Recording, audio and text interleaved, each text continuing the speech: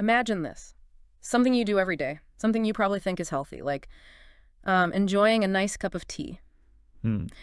What if that habit is actually, right now, working against a really critical part of your body? Okay, intriguing. We're talking about your bones, your bone health, setting you up potentially for things like osteoporosis, where bones get weak, porous, fragile. Leading to those unexpected and frankly quite devastating fractures. Exactly. And that's precisely what we're diving into today, this deep dive. It's going to uncover this subtle but really significant link between drinking tea every day and your bone density. Especially as we get older, right? Especially as we age, yes.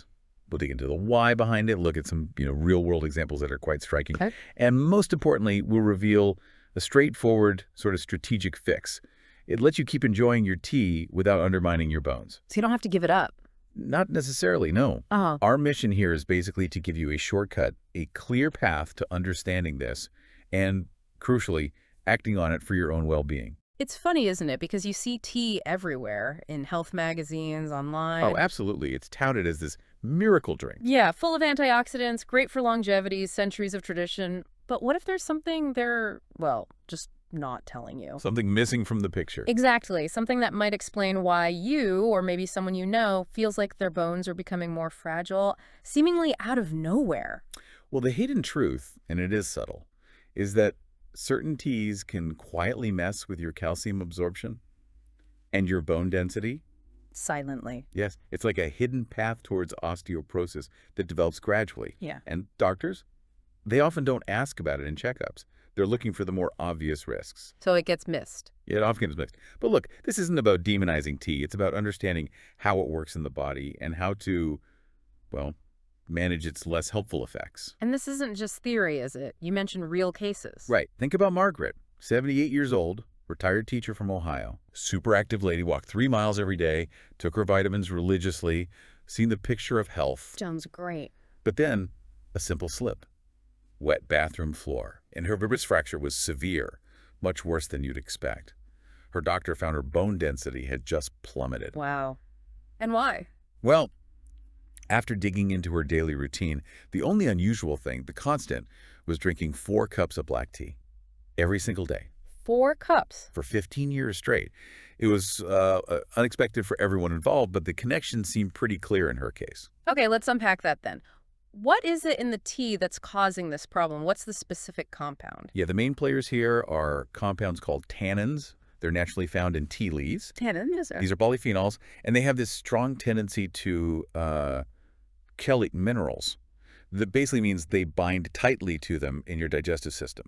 Bind to them? Like how? Think of them like tiny molecular magnets or maybe handcuffs. When you drink tea, these tannins latch onto minerals like iron, zinc, and crucially for bones, calcium. So they grab the calcium. They grab it before your intestines can absorb it. This tannin calcium package then just gets flushed out of your system. The calcium never makes it into your bloodstream, never gets to your bones. So does it matter what kind of tea? Is black tea worse than, say, herbal tea? Or is it just about how much tannin? That's a really good question. Gets right to it. The concentration of tannins does vary. Black teas generally have more than green teas, yes. Okay. And some herbal teas, like chamomile that Elizabeth drank, can contain them too. But the core issue isn't just which tea, it's the amount of tannins you're getting and, critically, the timing. Ah, the timing. Yes. If you drink tea with your meals or within about 2 hours of taking calcium supplements, those tannins are right there, ready to bind. So it's like you're trying to fill a bucket, but there are holes in the bottom. That's a perfect analogy. You pour the calcium in, but a good chunk leaks out because the tannins are interfering before it can be stored, before it gets absorbed. Is there research on this? Oh, yes. Dr. Sarah Chen at Johns Hopkins, she's an orthopedic specialist. Her research confirms this pretty clearly. What did you find? Her studies show seniors drinking more than 3 cups of tea a day have significantly lower calcium absorption rates. And this was even when their diets and supplement routines were identical to people not drinking that much tea. 3 cups a day. That's not uncommon. Not at all. Well, and it really highlights the impact. It's quite ironic, really, because so many people, myself included sometimes, switch to tea, especially green tea, thinking it's healthier, right, for heart health or antioxidants. Exactly. It's a huge irony. Take Robert's case. Yeah. 73, retired mechanic. Okay. He fell off a stepladder changing a light bulb, something he'd done hundreds of times, no big deal usually. But this time? This time his hip shattered. Completely. Turned out, his wife told the surgeon, he'd switched from coffee to green tea about 5 years earlier. On doctor's advice. Partly, yeah, his cardiologist suggested it might be better for his heart, and he drank it all day long. Constantly. Constantly. The surgeon immediately flagged it, explained how that sheer volume, combined with the continuous timing, likely created this perfect storm for weakening his bones by blocking calcium. Wow. And this risk, it's even more pronounced in men over 70. Their testosterone levels naturally decline, which already makes them more prone to bone loss. The tea thing just adds another layer of risk, like stealing the calcium they desperately need. And the really scary part, I guess, is how this happens. You said it's silent, gradual. That's the most insidious aspect, yes. No. Bone loss from poor calcium absorption doesn't hurt. You don't feel your bones getting weaker day by day. No warning sign. No obvious warning signs. Mm-hmm. And standard blood tests. They often look normal for calcium levels until significant damage is already done. It's a true hidden threat. So how does it work inside the bone itself? Well, think about your bones. They aren't static. They're constantly modeling, breaking down old bone tissue, rebuilding new tissue. It's a dynamic process. As we age, that rebuilding process naturally slows down a bit. Now, if you also block calcium absorption with badly timed tea drinking, Then the breakdown starts winning. precisely, breakdown starts outpacing the rebuilding. This creates a cumulative deficit over months, years. Your bones slowly become more porous, more fragile. That's like a bank account analogy I read somewhere. Exactly. Your bones are like a mineral bank account. Sure. You need regular calcium deposits. But every cup of tea at the wrong time, it's like a hidden withdrawal fee that slowly drains your account, but you don't get a statement until it's overdrawn or you have a fracture. A silent drain consistently happening. Consistently. And this drain particularly hits the trabecular bone first. Trabecular. Yeah, that's the spongy, honeycomb-like stuff inside your vertebrae, the bones in your spine, and also at the ends of your long bones, like your hip and wrist. So the critical spots for fractures. The absolute critical spots for preventing spinal compression fractures, the shrinking heights some older people experience devastating hip breaks, and those sudden wrist fractures from a simple fall. So by the time you notice you're shorter, or you break something easily. You've likely been running a calcium deficit for a long, long time. Reversing the damage at that point is much harder. Is there proof of how much absorption is blocked, like numbers? Yes, there are studies using radioactive calcium tracers. They basically track the calcium. They show absorption can drop by as much as 60%, 60. 60%. Just from drinking tea within a couple of hours. Within 2 hours of a calcium-rich meal, or taking a supplement, yes. So you could be diligently taking the calcium dose your doctor recommended. And only getting less than half of it into your system. Exactly. Only absorbing a fraction of what your bones actually need. That seems like a huge gap in healthcare advice, doesn't it? I mean, you see warnings on some supplement bottles in other countries, maybe? Some countries are more proactive, yes. They might put warnings on calcium labels about taking it with tea. But here, in the US, for example. Here, most doctors just don't routinely ask about tea habits when they're assessing your risk for osteoporosis. It's often just not on the checklist. It feels like a critical missing question. It really can be. Consider Elizabeth, 59-year-old librarian. Okay. She was in a minor car accident, a fender bender, really, but she fractured 3 ribs. 3. From a minor accident. Exactly. Way more injury than expected. The ER docs were puzzled because her last bone scan wasn't showing full osteoporosis yet. So what was going on? It took a follow-up with an endocrinologist, someone specializing in hormones and metabolism. They finally dug into her daily habits. Elizabeth revealed she was constantly sipping tea all day long. Chamomile, green tea, mainly for stress, to stay calm, help with sleep. Even herbal teas. Yes, her doctor pointed out that even many herbal teas, like chamomile, contain tannins. Her continuous sipping meant her calcium absorption was basically suppressed almost around the clock. Creating a chronic deficiency. A chronic state of calcium deficiency that her bones just couldn't withstand, even though she was taking her supplements like clockwork. Wow. Okay, so this all sounds quite concerning. What's the takeaway? Do we all need to ditch tea? Well, here's the surprising twist, the good news, really. Okay. This doesn't mean you have to give up tea entirely. It's not about saying goodbye to your favorite Earl Grey or green tea. Cute. Okay, so what's the solution? The solution is all about understanding the timing, the chemistry happening in your gut. Timing again. It's the core principle. Huh. The key is to strategically create separation. a time gap between when you drink your tea and when you take in your calcium. Separation, okay. You want to let each thing, the tea and the calcium, do its job without interfering with the other. Think of it like scheduling meetings at work, right? Mm-hmm. You wouldn't try to hold two really important, demanding conversations at the exact same time. Neither would get the focus it needs.